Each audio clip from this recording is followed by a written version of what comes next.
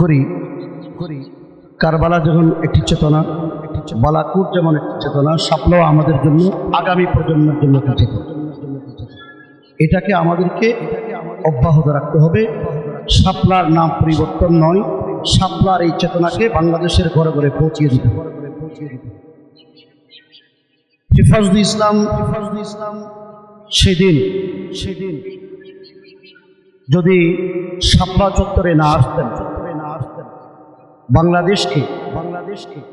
বাংলাদেশের মুসলিম সভ্যতাকে বিনষ্ট করে দেওয়ার জন্য, বাংলাদেশের স্বাধীনতাকে ধ্বংস করে দেওয়ার জন্য ভারতীয় আগ্রাসনবাদী, হিন্দুত্ববাদী, আধিপত্যবাদী শক্তি যেভাবে শাহবাগে গেড়ে বসেছিল গণজাগরণের নামে, হেফাজতে ইসলামের শাপলার আন্দোলন এই কথিত ভারতীয় আধিপত্যবাদী শক্তির মূলোৎপাটন করতে সক্ষম হয়েছে। এবং বাঙালি মুসলিম সভ্যতা সংস্কৃতিকে যারা ধ্বংস করতে চেয়েছিল তাদেরকে বাংলাদেশের মাঠ থেকে, শাহবাগ থেকে নয়, সারা বাংলাদেশের যারা যেখানে বসেছিল সেখান থেকে ঘরে ঢুকিয়ে দিতে সক্ষম হয়েছে। এখন 2013 সালের 5 মে যেই জেনোসাইড আমাদের উপর হয়েছে, এটার অন্তর্বর্তীকালীন সরকারের কাছে আমাদের দাবি থাকবে, আপনারা ফিলহানা হত্যাকাণ্ডের সুষ্ঠু তদন্তের জন্য কমিশন করেছেন, জুলাই বিপ্লবের হত্যাকাণ্ডের আলাদা কমিশন হয়েছে। শাপলা চত্বর যদি সেই দিন আমাদের ভাইরা রক্ত না দিতেন তাহলে জুলাই বিপ্লব সংগঠিত হতো না, এটা অনেকে বলেছেন। তাদের কণ্ঠ মিলিয়ে বলতে চাই, শাপলা চত্বরের এই গণহত্যার একটি সুষ্ঠু তদন্তের জন্য আলাদা কমিশন গঠন করতে হবে। অনেকে বলেছেন যে হেফাজতে ইসলাম শাপলা চত্বরের এই হত্যাকাণ্ডের সঠিক পরিসংখ্যান আমরা দিতে পারি নাই, আমরা ব্যর্থ। আমিও স্বীকার করছি আমরা ব্যর্থ। কিন্তু কেন? আমি সেই রাত্রির একটা ঘটনা বলবো। আল্লামা জুনায়েদ বাবনগরী রহমতুল্লাহ আলাইহি সহ একসাথে শাপলা চত্বরের স্টেজে উঠেছিলাম।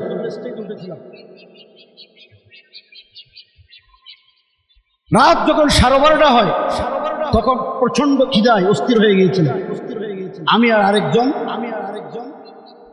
জরুরত ছাড়ার জন্য এবং খিদা নিবারণের জন্য কোথাও কিছু পাওয়া যায় কিনা নটরডেম কলেজ থেকে সামনে দিয়ে আমরা কমলাপুর যে বিআরটিসি বাস স্টেশন ওইদিকে যাচ্ছিলাম।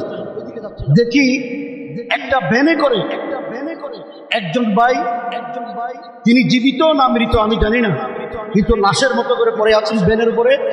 4 জন ভাই পিছন দিক থেকে, কমলাপুরের দিক থেকে ভ্যানে করে ট্রেনে শাপলা চত্বরের দিয়ে নিয়ে আসতেছে।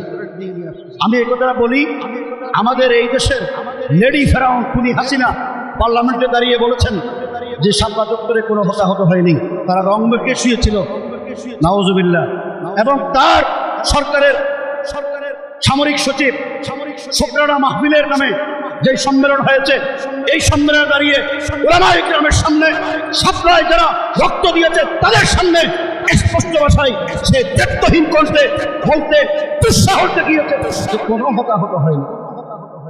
অথচ পত্রিকার রিপোর্ট হলো 1,54,000 গুলি বন্দুকের নল থেকে এই দেশের আলেম উলামা তাওহীদি জনতা নবী প্রেমিকদের বুকে বিদ্ধ করা হয়েছে।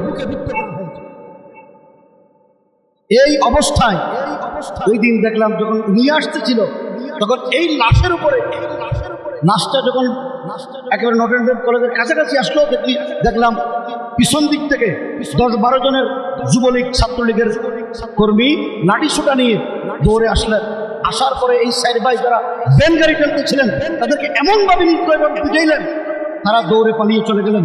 এরপরে লাশ যেটা ভ্যানের উপর ছিল, এই লাশকে এমন নিষ্ঠুর নির্মম অত্যাচার করেছে, পিটানো হয়েছে, পৃথিবীর ইতিহাসে এরকম কোন নজির আমরা দেখতে পাই। যারা আহত হয়েছেন আমরা হাসপাতালে নিয়ে, অনেকে হাসপাতালে গেছেন, বিশেষ করে ঢাকার হাসপাতালগুলোর কথা ঢাকার নেতৃবৃন্দ জানেন, ফজলুল করিম ভাই জানেন।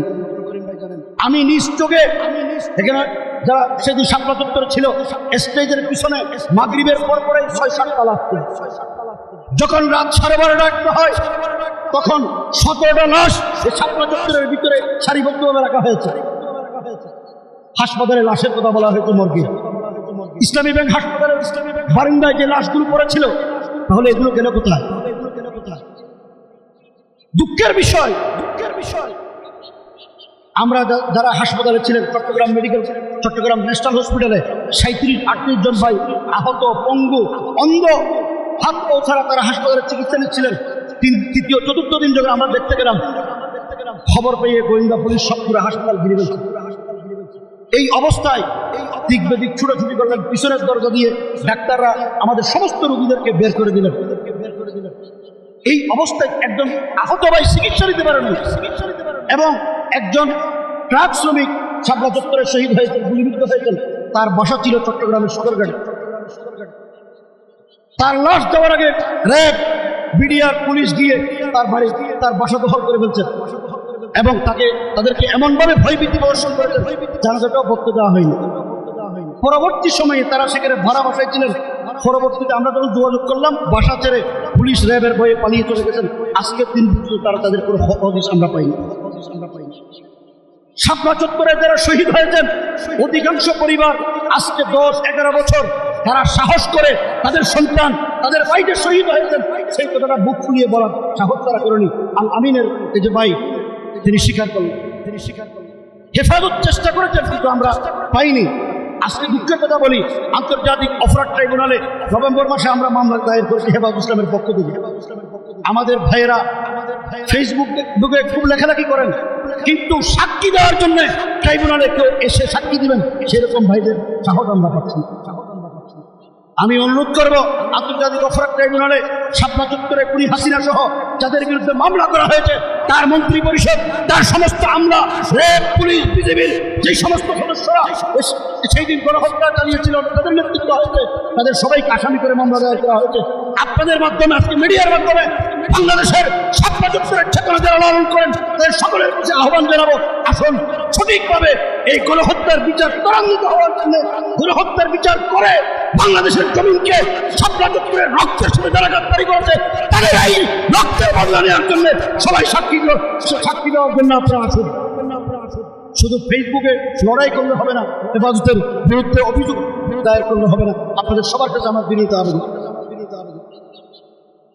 আমার আরেকটা কথা, সেটা হলো বাংলাদেশে যত আন্দোলন সংগ্রাম হয়, সবগুলোর তো একটা ইতিহাস রচিত হয়। যেহেতু শাপলা চত্বরের ইতিহাস বাংলাদেশের স্বাধীনতা রক্ষা করার জন্য, বাঙালি মুসলমানদের সংস্কৃতি সভ্যতাকে রক্ষা করার জন্য, নবী সাল্লাল্লাহু আলাইহি ওয়াসাল্লামের শানে যারা গুস্তাখি করেছে, তাদের শাস্তির জন্য শাপলা চত্বরে আমরা উপস্থিত হয়েছিলাম। বাংলাদেশের পাঠ্যপুস্তকে এই শাপলা চত্বরের ইতিহাসকে সংযোগ করতে হবে, এটা আমাদের দাবি। এবং আমাদের দাবি হলো সেই দিনের যে স্মৃতির আজকে স্মারক গ্রন্থ হিসেবে আল্লামা মামুনুল হক দামাত বরকাতুহুর নেতৃত্বে শাপলা স্মৃতি সংসদ করেছেন।